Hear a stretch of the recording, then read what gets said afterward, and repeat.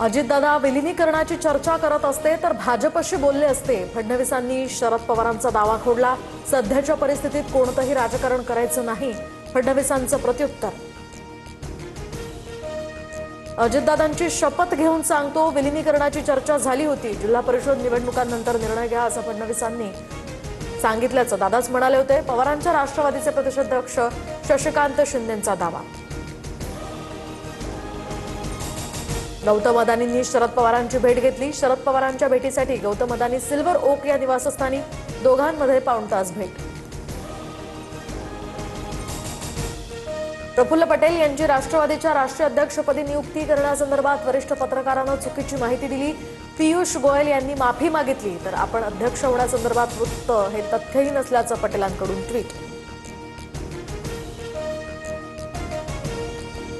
तमिळांविरोधात कुणी वाईट बोलेल तर आम्ही लाखांची रॅली काढू. मुंबईतले भाजप आमदार तमिळ सेल्वन यांचा ठाकरे बंधूंना इशारा.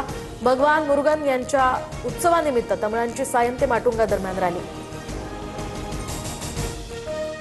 केडीएमसीतील ठाकरेंच्या शिवसेनेचे बेपत्ता नगरसेवक मधुर म्हात्रे अखेर परतले. 16 दिवसांनंतर परतलेल्या म्हात्रेंचं कार्यकर्त्यांकडून स्वागत, तर इतर 3 नगरसेवक मात्र अजूनही नॉट रिचेबल. सर्वसामान्य करदात्यांना कोणताही दिलासा नाही. इन्कम टॅक्समध्ये कोणताही बदल नाही. गेल्या वर्षाप्रमाणेच आयकराचा स्लॅब असणार.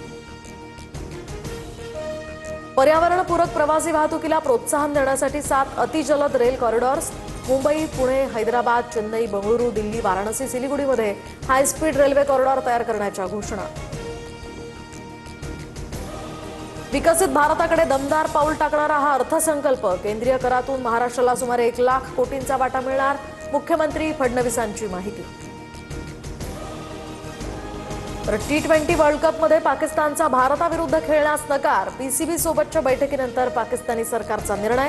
15 फेब्रुवारीला कोलंबोमध्ये होणार होता सामना.